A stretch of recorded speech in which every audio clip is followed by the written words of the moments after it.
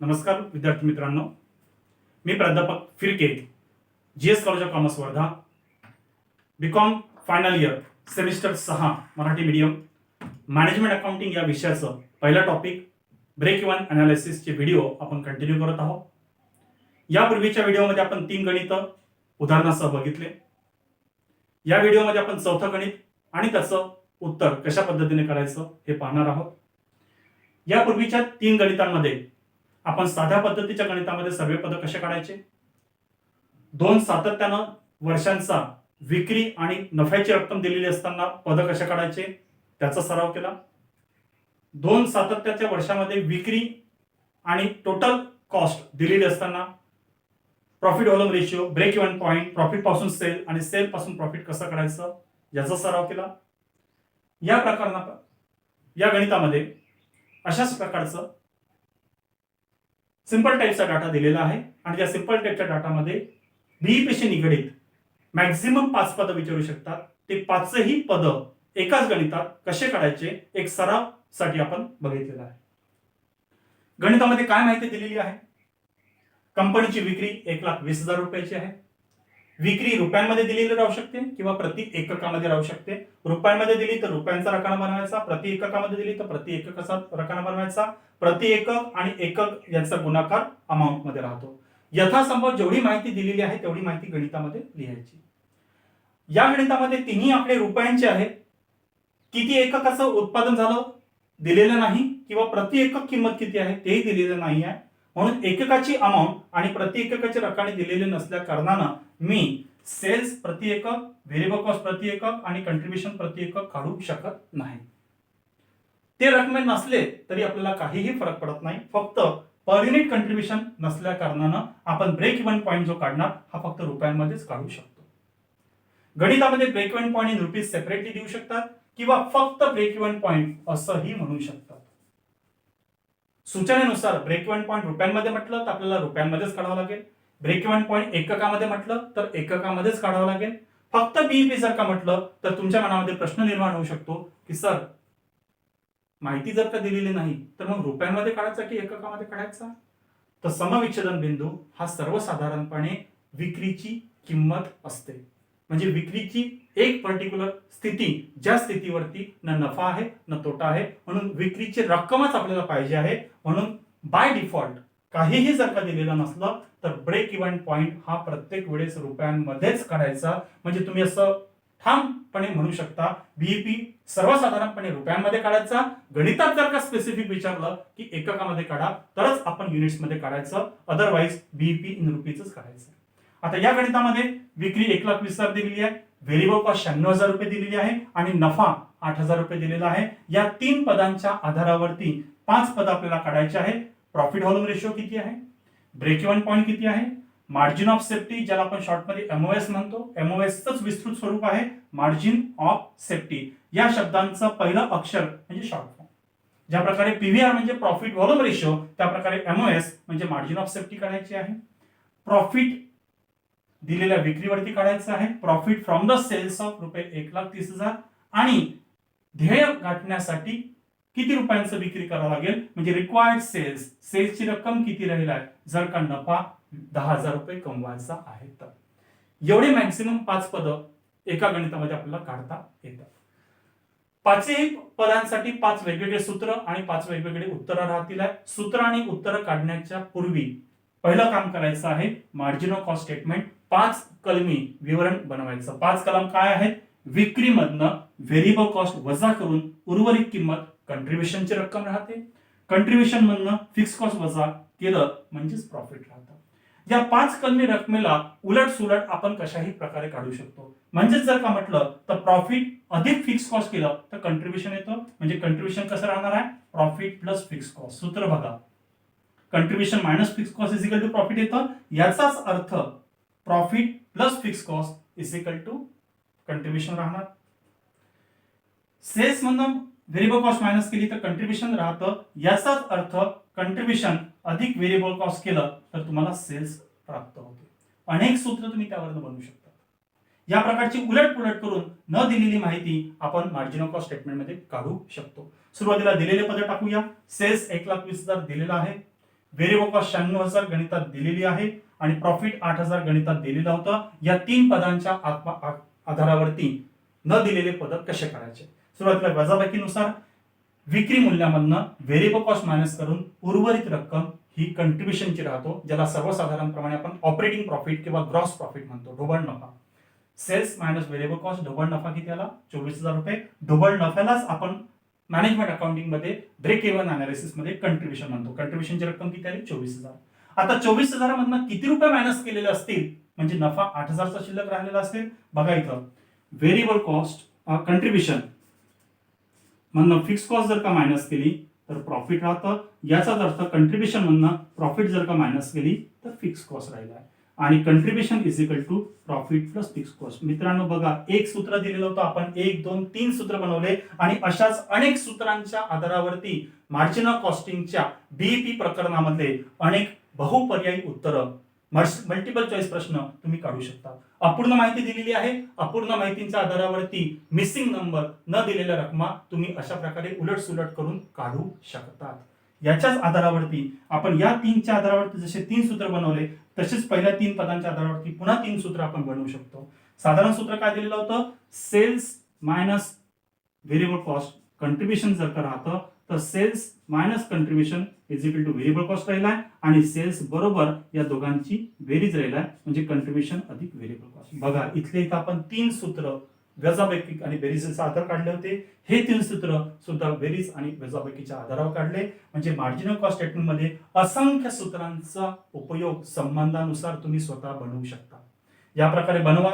नाही बनवता आलं तर हे सूत्रांचे टिपण वहीमध्ये लिहून घ्या, तुम्हाला सरावासाठी आणि एमसीक्यू एक्झाम साठी निश्चित कामी पडतील.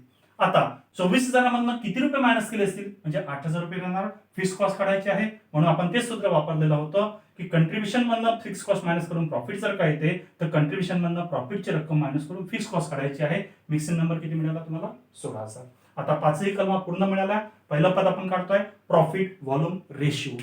हा प्रॉफिटची गणना करतो आहे. जेवढा जास्त पीव्हीआर तेवढा जास्त नफा. प्रॉफिट व्हॉल्यूम रेशिओ हा 2 पदांचा प्रमाण आहे, रेशिओ आहे. कंट्रीब्युशन हे विक्रीच्या किती टक्के, म्हणजे सूत्र काय आहे? कंट्रीब्युशनची तुलना विक्री सोबत आहे. सूत्र पाठ करायचं नाही, बनवायचं आहे. म्हणून पीव्ही रेशिओ निघालं कंट्रीब्युशन भागीला विक्री याचं प्रमाण म्हणून गुणिले 100. डॉट मार्किंग काय इंडिकेट करताय? अंश आणि छेद, कंट्रीब्युशन आणि विक्री दोघांच्या किमती रकमेमध्ये असाव्या किंवा प्रति एकक मध्ये असाव्या, सारख्या असाव्या. इथं प्रति एकक दिलेलंच नाही म्हणून दोन्ही किंमत आपण रकमेमध्ये घेतलेल्या आहेत. कंट्रीब्युशनची रक्कम 24,000 टाकली, विक्रीची किंमत 1,20,000 रुपये टाकली, गुणिले 100 केलं, आलेलं उत्तर आलं 20%. 20% याचाच अर्थ काय असतो? 20 भागिले 100 म्हणजे टक्केवारीमध्ये 20%. तर दशांश पूर्णांक आणि अपूर्णांकामध्ये किती राहणार? तर दशांश राहणार. 20 भागिले 100 कॅल्क्युलेटर वरती उत्तर येतं 0.20 म्हणून पूर्णांकामध्ये सुद्धा आपण लिहिलेलं आहे आणि दशांश मध्ये सुद्धा आपण लिहिलेलं आहे. पुढील सूत्रामध्ये जेव्हा केव्हा पीव्ही रेशिओ भाग दिला जाईल तिथं 0.20 वापरायचं. दुसरा टर्म आपल्याला कळायचा बीईपी रुपीज, समविच्छेदन बिंदू. ब्रेक इव्हन पॉईंट रुपीज दोन्ही सूत्रांनी काढलं जातं. पहिले साधं सूत्र किंवा विकल्प सूत्र. विकल्प सूत्र मी तुम्हाला वारंवार का सांगत आहो? पुन्हा तेच प्रश्न आणि तेच उत्तर. माहिती जर का अपूर्ण असेल, पाहिजे असलेलं पद जर का उपलब्ध नसेल तर उपलब्ध पदांच्या नुसार संबंधानुसार फॉर्म्युला वापरता येतं. पहिला साधा फॉर्म्युला समविच्छेदन बिंदूचा फिक्स कॉस्ट भागिले कंट्रीब्युशन गुणिले विक्री. हे तिन्ही रकमा जर का उपलब्ध असल्या तर वापरायचं. नाही जर का असेल तर फिक्स कॉस्ट भागिले पीव्ही रेशिओचं रिलेशनशिप वापरायचं. सूत्र वेगवेगळं जरी वापरलेलं असलं तरी अंतिम उत्तर प्रत्येक वेळेस सारखं राहतं. समविच्छेदन बिंदू काढताना साधं सूत्र होतं फिक्स कॉस्ट भागिले कंट्रीब्युशन गुणिले सेल्स. इथे सुद्धा पुन्हा तेच रिलेशनशिप, विक्री आणि कंट्रीब्युशन रकमेमध्ये असावं किंवा दोन्ही पद प्रति एकक असावे. इथं दोन्ही पद रकमेमध्ये अवेलेबल आहेत. तिन्ही पद अवेलेबल असल्या कारणाने आपण पहिलं साधं सूत्र वापरू, नसलं तर पर्याय, नसलं तर पर्याय, असे अनेक पर्याय आपल्याला उपलब्ध करता येतात. फिक्स कॉस्टची रक्कम टाकली 16,000 भागिले कंट्रीब्युशन 24,000 गुणिले विक्रीची किंमत 1,20,000 तर 16,000 भागिले 24,000 गुणिले 1,20,000 कॅल्क्युलेशन केल्यानंतर त्याचं उत्तर आलेलं आहे 80,000 रुपयाची विक्री करून समविच्छेदन बिंदू गाठता येतो. पर्याय आपण सूत्र वापरलेलं होतं, फिक्स कॉस्ट भागेला पीव्ही रेशो. आपण आताच सांगितलं, भाग देताना पीव्ही रेशो जर का छेदामध्ये असेल तर यथाशक्य 20% हे प्रमाण दशांश मध्ये वापरायचं, जेणेकरून गुणेला 100 ची चुकी होणार नाही. मग फिक्स कॉस्ट 16,000 होतं, पीव्ही रेशो डेसिमल मधला 0.20 वापरला, त्याचं उत्तर पुन्हा किती आलं, 80,000 इथे सुद्धा सारखं येणार, 80,000 इथे सुद्धा सारखं येणार. सूत्र वेगवेगळं वापरता येईल, उत्तर सारखं राहणार. तिसरं पद आपल्याला काढायचं आहे एमओएस, मार्जिन ऑफ सेफ्टी. आपण किती सेफ आहोत, सुरक्षित आहोत. सुरक्षित साठी दोन बिंदूंमधलं अंतर आहे. कोणाचं कोणापासून अंतर आहे, समविच्छेदन बिंदूपासून आपली चालू विक्री किती अंतरावरती आहे, फरक आहे, डिफरन्स आहे, म्हणजे दोन संख्यांची वजाबाकी आहे. कोणाची कोणासोबत तुलना करायची आहे, चालू विक्रीची समविच्छेदन बिंदूसोबत तुलना करून अंतर काढायचं आहे, फरक काढायचा आहे. पुन्हा सांगतोय, सूत्र बनवायचे आहेत, लक्षात ठेवायचे नाही, पाठांतर करायचं नाही. पाठांतर केलं तर चूक होऊ शकते, समजून घेतलं, कन्सेप्च्युअली केलं तर चूक होणार नाही. मार्जिन ऑफ सेफ्टी, सुरक्षित अंतर, कोणापासून कोणाचं अंतर, विक्रीचं समविच्छेदन बिंदूपासून अंतर. अंतर धनात्मक असलं तर प्रॉफिट राहतं, अंतर ऋणात्मक असलं तर लॉस राहतं. इथं प्रॉफिट आहे म्हणजे अंतर पॉझिटिव्ह असेल. हे काही विवेचन असतात, ही काही सहसंबंध असतात, ते लक्षात ठेवतोय. कंपनीची ऍक्च्युअल विक्री किती रुपयाची आहे, 1,20,000. कंपनीचा बीईपी आताच काढल्याप्रमाणे किती रुपयाचा होता, 80,000चा. म्हणून 1,80,000 1,20,000 मधनं 80,000 वजा करून मार्जिन ऑफ सेफ्टी किती आली, 40,000 रुपये. याला सुद्धा पर्याय आहे. याला पर्याय काय आहे, पर्याय सूत्र याच्यासाठी दिलेलं असतं, MOS is equal to profit divided by PVR. हे शॉर्टकट सूत्र लक्षात ठेवत जा. प्रॉफिट डिवाइड बाय पीव्हीआर पडताळणी करून बघा. प्रॉफिट किती रुपयाचा आहे, 8,000. पीव्हीआर किती आहे, 0.20, म्हणजे 8,000 डिवायडेड बाय 0.20. हे जरी केलं तरी येणार उत्तर किती आहे, 40,000. प्रत्येक फॉर्म्युल्याला, प्रत्येक सूत्राला पर्याय उपलब्ध आहेत, गरजेनुसार वापरायच्या. यादी बनवून ठेवायची. नंतरचा चौथा टर्म जो आपल्याला काढायचा आहे, विक्रीवरनं प्रॉफिट काढायचा आहे. Profit from the sales of रुपये 1,30,000. Profit from the sales of rupees 1,30,000. 1,30,000 रुपयाची विक्री ही दिलेल्या 1,20,000च्या विक्रीपेक्षा जास्त आहे. विक्रीचं आणि नफ्याचं प्रमाण काय असते मित्रांनो, हे बारकाईने फॉर्म्युले लक्षात ठेवा.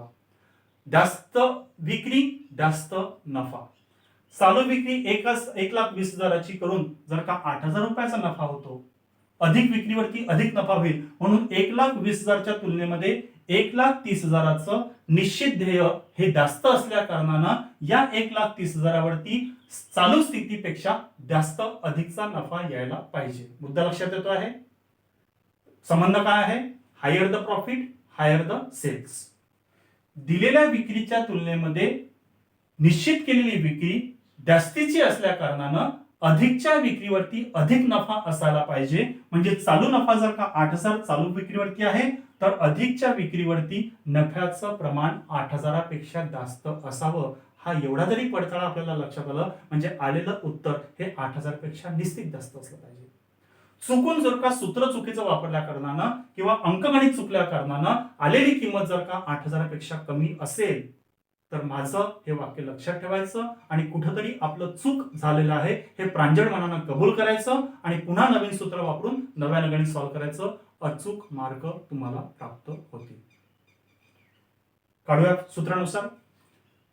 प्रॉफिट फ्रॉम द सेल्सचा फॉर्म्युला काय आहे, दिलेली विक्री गुणेला पीव्ही रेशो, पहिले गुणाकार करायचा आणि त्या गुणाकारामधून फिक्स कॉस्ट वजा करायची. दिलेली विक्री किती आहे, 1,30,000. 1,30,000 गुणेला पीव्ही रेशो किती आहे, 20%. 20% वापरा किंवा 0.20 वापरा, सारखंच उत्तर राहणार. 1,30,000च्या कॅल्क्युलेटर 20% करा किंवा 0.20 ने गुणाकार करा. 1,30,000च्या 20% काढले तर रक्कम आली 26,000. त्यातनं फिक्स कॉस्ट 16,000ची मायनस केली म्हणजे नफा किती आला, 10,000. आता अधिकच्या विक्रीवरती हा नफा चालू नफ्यापेक्षा जास्त आहे की नाही, चालू नफा होता 8,000, दिलेला नफा त्याच्यापेक्षा जास्त आहे, म्हणजे आपला पडताळा बरोबर आहे. आणि शेवटचं पद, महत्वाचं पद, required sales to earn a profit of रुपये 10,000. मित्रांनो बारकाने जर का बघितलं तर तुम्हाला हेच उलट विचारलेलं आहे. 1,30,000च्या विक्रीवरती नफा जर का 10,000 होतो आहे, तर 10,000चा नफा करण्यासाठी विक्री किती करावं लागेल, 1,30,000. उत्तरच गणितामध्ये दिलेलं आहे. परंतु आपल्याला सूत्राच्या आधारावर पडताळून पाहायचं. रिक्वायर्ड सेल्स किती रुपयाची विक्री करेल जेणेकरून आपल्याला 10,000 रुपये अर्न करायचे. इथे सुद्धा तोच संबंध लक्षात ठेवायचा आहे.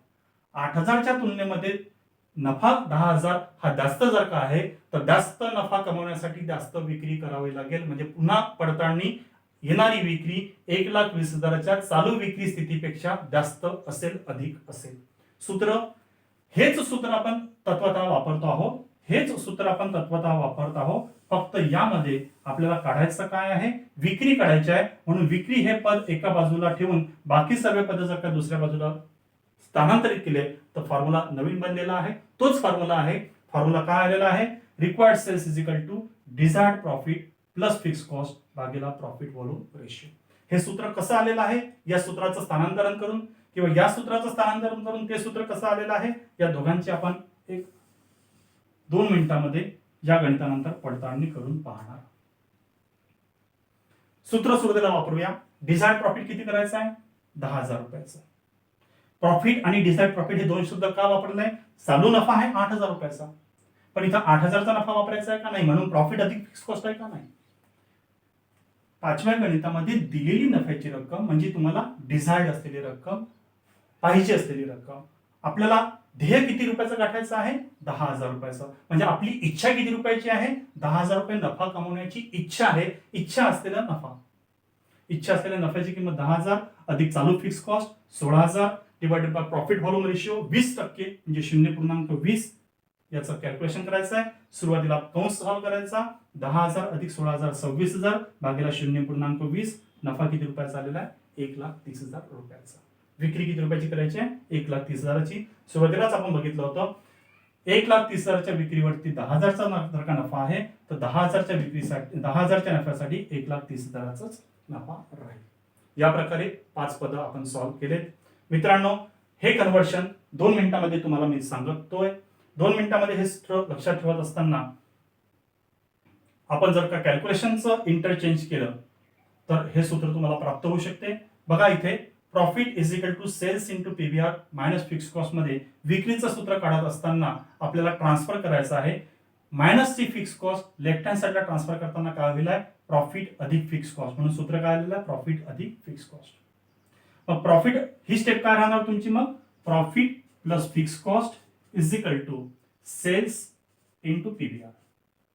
मग तुम्हाला फक्त सेल्स पाहिजे आहे. मग प्रॉफिट गुणाकार जर का होता तर पीव्हीआर गुणाकार जर का आहे तर पीव्हीआरला काय करावं लागेल, भाग द्यावा लागेल. म्हणून फक्त सेल्सला एका साईडला ठेवायचा आहे आणि पीव्हीआरला ट्रान्सफर करण्यासाठी उजव्या साईडला जर का गुणाकार आहे तर डाव्या साईडला काय करावं गेलाय, भागाकार. याचाच अर्थ काय झाला, sales is equal to profit plus fix cost भागीला पीव्ही रेशिओ.